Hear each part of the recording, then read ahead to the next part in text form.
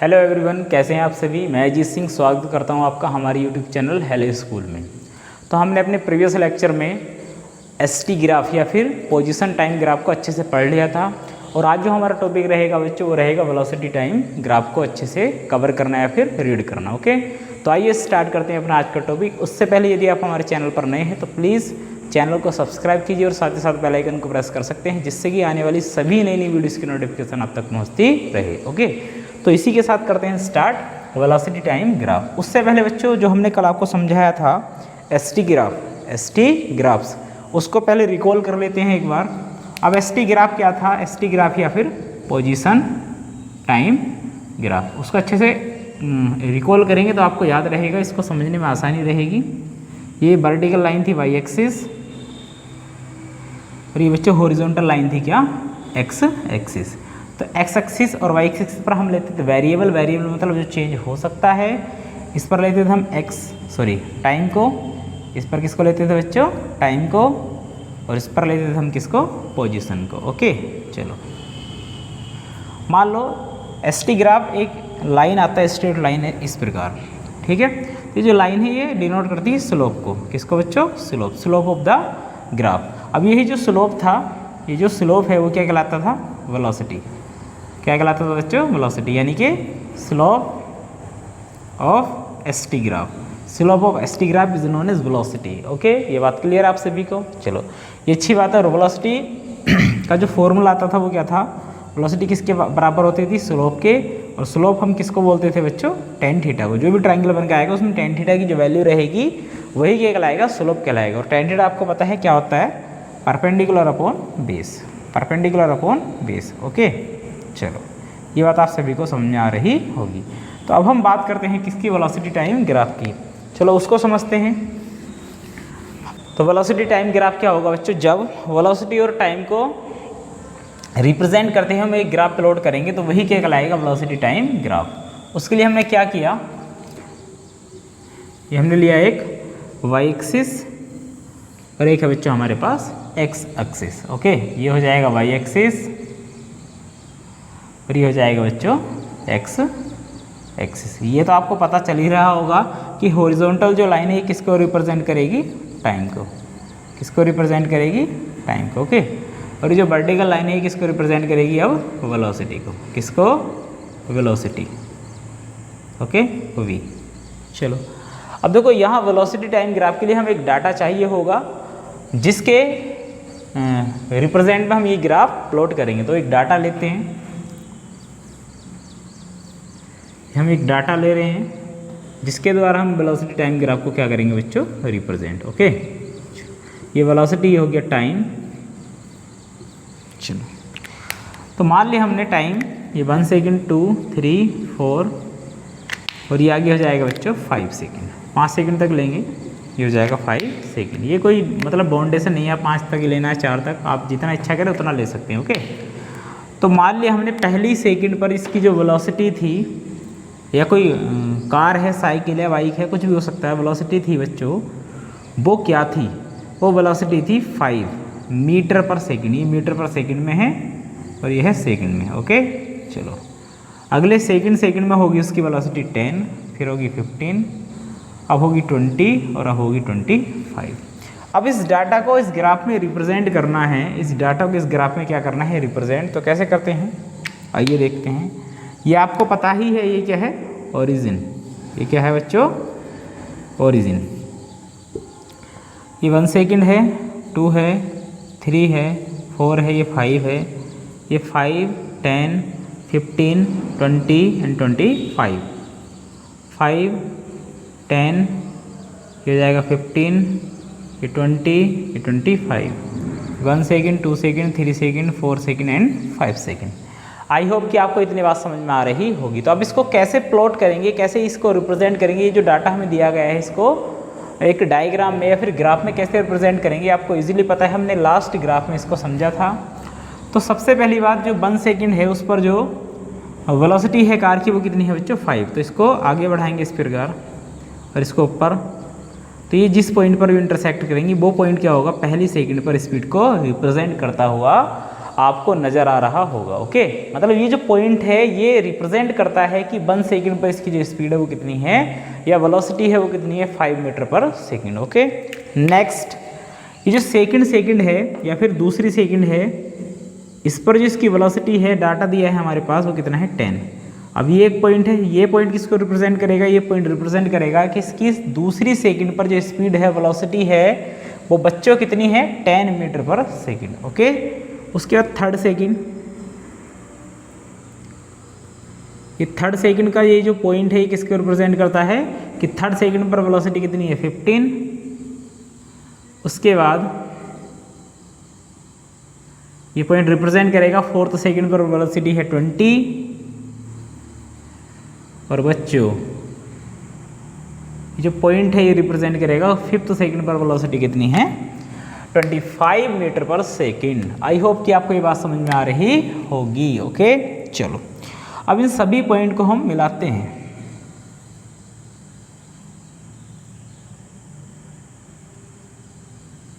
अगर बच्चों किसी भी ग्राफ में कोई लाइन, एक स्ट्रेट लाइन आती है किसी भी ग्राफ की, तो उसका मतलब होता है वो जो उसमें मोशन है वो कैसी है, यूनिफॉर्म। मतलब इसकी जो वेलोसिटी है यूनिफॉर्म वेलोसिटी है। क्या है बच्चों, यूनिफॉर्म वेलोसिटी। बात क्लियर है? मतलब जो बॉडी है वो जीरो एक्सेलरेशन के साथ, जीरो एक्सेलरेशन के साथ मूव कर रही है। अब आप कहोगे जीरो एक्सेलरेशन कहाँ से आ गया, तो आपको पता है एक्सेलरेशन क्या होगा, rate of change of velocity in per unit time is known as acceleration. मतलब जैसे ही वेलोसिटी में चेंज आएगा तो वहाँ एक एक्सेलरेशन क्रिएट हो जाएगा, वही क्या होता है एक्सेलरेशन। तो यहाँ वेलोसिटी में कोई चेंज है ही नहीं। पहली सेकंड में 5 है, दूसरे सेकंड में 5 है, तीसरे में 5 है, फोर्थ में 5 है, फिफ्थ में कितनी है 5। मतलब ईच 1 सेकंड पर जो वेलोसिटी है वो कितनी है 5 मीटर पर सेकंड। इसको हम कहेंगे कि जो वेलोसिटी है कार की या जो भी मूविंग बॉडी यहाँ है उसकी वेलोसिटी क्या है, यूनिफॉर्म वेलोसिटी। यूनिफॉर्म वेलोसिटी है मतलब उसकी जो वेलोसिटी है वो चेंज नहीं हो रही है, तो उसका जो एक्सीलरेशन होगा वो कितना होगा बच्चों, 0। ओके, चलो अब ये टाइम वेलोसिटी या वेलोसिटी टाइम ग्राफ हो गया। इसको हम बोल सकते हैं शॉर्ट में बीटी ग्राफ। ओके बच्चों, चलो इसको हम बीटी ग्राफ भी कह सकते हैं। चलो हो गया। अब इससे रिलेटेड कुछ टर्म्स क्या होंगे।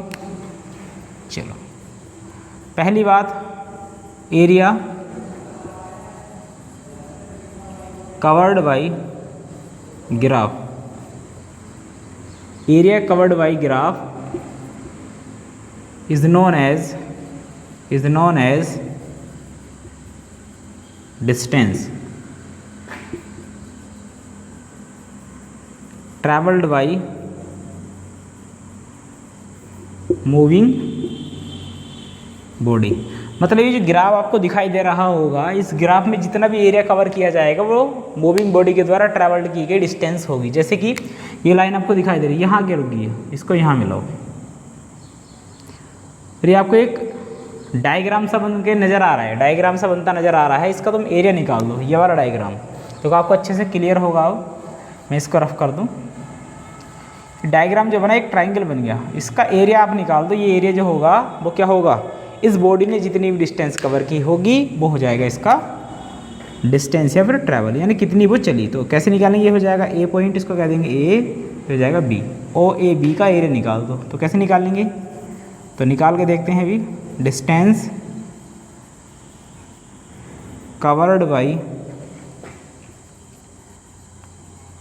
मूविंग बॉडी, इस मूविंग बॉडी ने कितनी डिस्टेंस कवर की है वाल को, तो क्या लिखेंगे इसको हम, area of the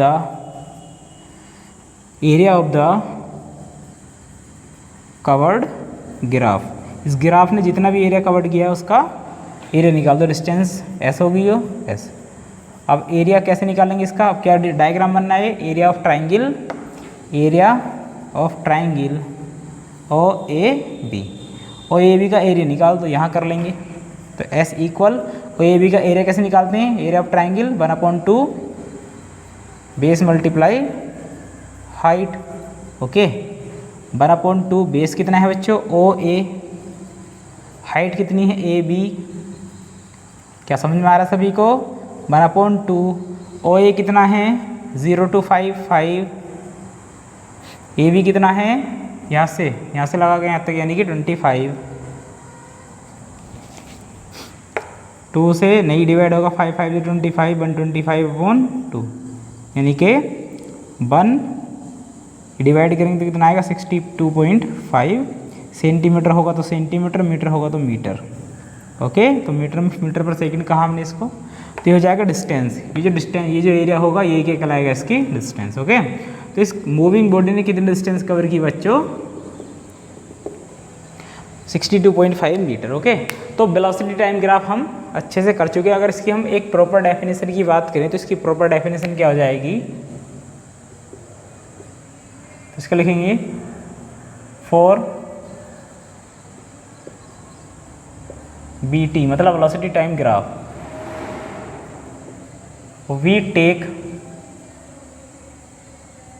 take time on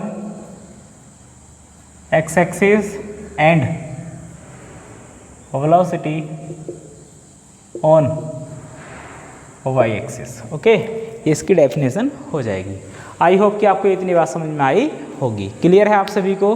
तो आप इसका एक स्क्रीनशॉट ले सकते हैं। उसके बाद हम बात करते हैं AT यानी कि एक्सीलरेशन टाइम ग्राफ। वो आपके सिलेबस में है नहीं, फिर भी हम उसको समझेंगे अच्छे करके, उसमें क्या क्या हो सकता है आपको समझने के लिए। ओके, स्क्रीनशॉट लीजिए।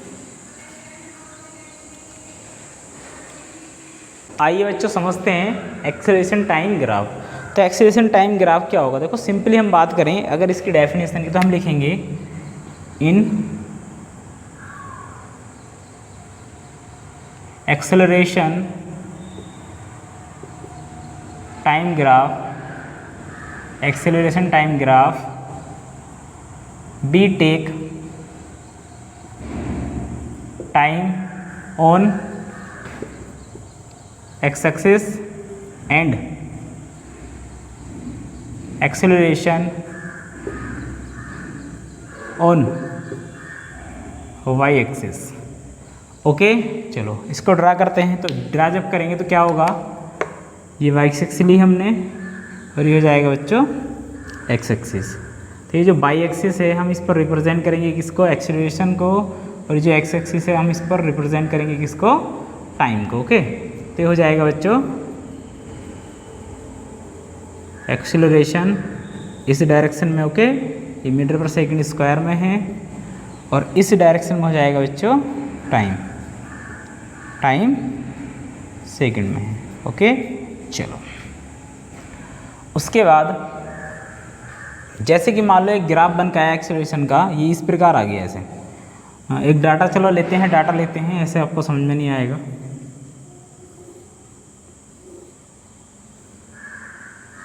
ये हो गया, ये एक्सीलरेशन है, ये है टाइम 1 सेकंड पर, ये 2 हो गया, 3 हो गया, 4 तक रहने देते हैं, ये 5 है, ये 11 हो गया, ये 17 हो गया, ये मान लो कितना हो गया 4। ओके, तो ये डाटा हम लेते हैं।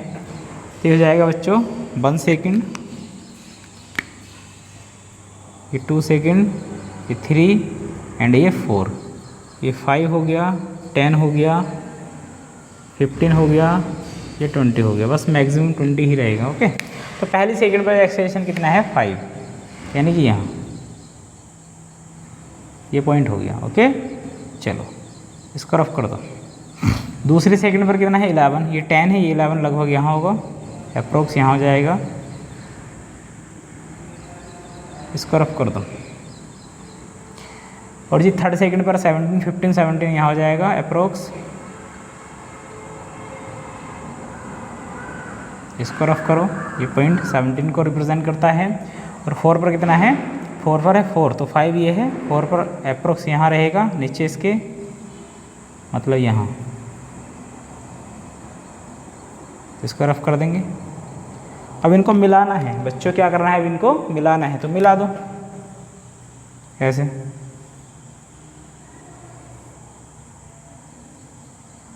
तो एक्सेलरेशन कुछ इस प्रकार हो जाएगा।